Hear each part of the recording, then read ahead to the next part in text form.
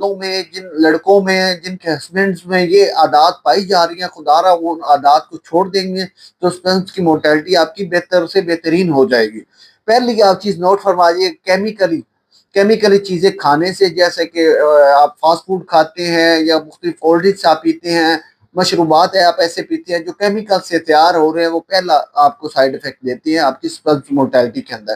دوسرا آپ کا بیماری خدا نخواستہ آپ کو شوگر ہو جانا، بخار ہو جانا، جرکان ہو جانا، اور اللہ معاف کرے اور کینسر تک کی مولک مرضوں میں جن کے اندر سپرمز کی مورٹیلٹی ڈاؤن ہو جاتی ہے۔ تیسرا اس کے اندر آتا ہے گرمی زیادہ لگنا یا سردی زیادہ لگنا، یہ بھی ایک ایسی مولک مرض ہے جس سے آپ کی سپرمز کی مورٹیلٹی ڈاؤن ہو جاتی ہے۔ جو گرمی زیادہ لگنا ہے، سردی زیادہ لگنا ہے، آپ کے ٹیسٹیکل پہ افیکٹو ہوتا ہے، جس کی وجہ سے آپ کی سپرمز کی مورٹیلٹی ڈاؤن ہو جاتی ہے۔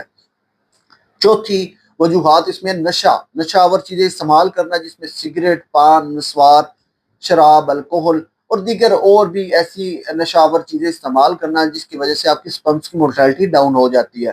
پانچواں وریکوس سیل ہو جانا، اس سے بھی آپ کی سپرمز کی مورٹیلٹی ڈاؤن ہو جاتی ہے۔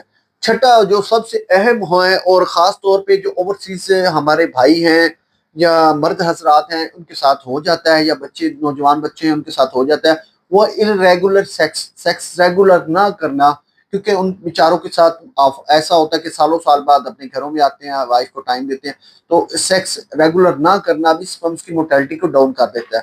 ساتواں اور آخری جو ہے اس کے اندر انفیکشن کا ہو جانا، انفیکشن مختلف ہوتے ہیں، جیسے کہ اکثر لوگوں کی کڈنی میں سٹون ہو جاتا ہے، سٹون تو نکل جاتا ہے لیکن گردے کے اندر انفیکشن ہو جاتا ہے، تو اس کے اندر بھی آپ کے سپرمز کی مورٹیلٹی ڈاؤن ہو جاتی ہے۔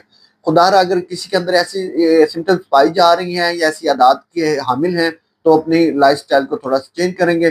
شفا دینے والی اللہ کی ذات ہے، بغیر دعائی کے بھی آپ کو رزلٹ ملنا شروع ہو جائیں گے۔ دعاؤں میں یاد رکھیے گا۔ السلام علیکم۔